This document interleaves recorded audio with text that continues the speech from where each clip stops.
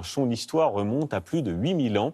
Ça n'est donc pas une simple mode, comme le disent certains. Il s'agit d'un vin blanc, vinifié comme du vin rouge et qui macère en grappes entières. On en trouve désormais sur les tables des plus grands chefs. Alors on est allé voir du côté de Sancerre, rencontrer ces artisans du vin orange avec Manuel Tissier et Jean-Michel Mière. C'est la quatrième couleur du vin, la plus surprenante. Avec les classiques blanc, rosé et rouge, voici le vin orange, dont les cuvées gagnent du terrain partout en France. À Sancerre, Paul et Benoît Foissier sont la 10e génération de vignerons et depuis 5 ans, ils ont ajouté l'orange à leur palette. Oui, on a rapporté une couleur qui n'existait pas forcément à Sancerre. À la base du vin orange, du raisin blanc exclusivement. Lors des vendanges, les grains sont conditionnés dans de vastes récipients. Chez les Foissier, ils sont contenus dans ces amphores en terre cuite. Et la teinte orangée vient de la lente macération de cette mixture. C'est vraiment le contact entre le jus et la pellicule, la peau du raisin, qui va donner la couleur.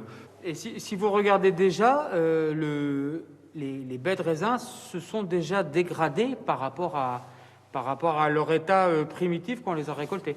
Il y a déjà du jus qui est parti et la coloration de la peau est déjà un peu partie.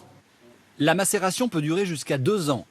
Et si elle revient au goût du jour, cette technique et cette couleur datent de l'Antiquité. Ce caviste parisien s'est fait une spécialité du vin orange.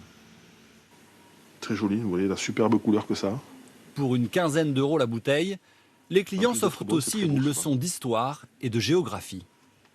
Historiquement, les premières preuves de vinification, elles ont été trouvées dans le Caucase, entre la Géorgie, les monts Zagros, et on date ça à peu près à 8000 ans.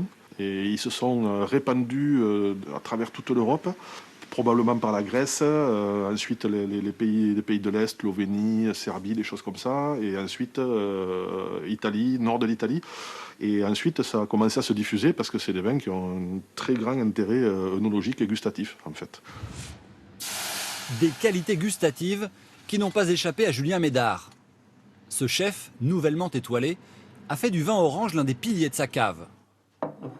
Il recommande cette volaille avec purée de butternut et noisettes au vinaigre de mangue pour l'accompagner. On est sur des cépages plutôt frais. Et là, on va avoir une belle rondeur. On va avoir la richesse d'un vin rouge, mais avec la fraîcheur d'un vin blanc. C'est assez spécifique quand même en bouche.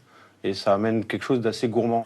Selon les cuvées, le vin orange s'accordera avec le fromage, gorgonzola ou crottin de Chavignol. À consommer évidemment avec modération.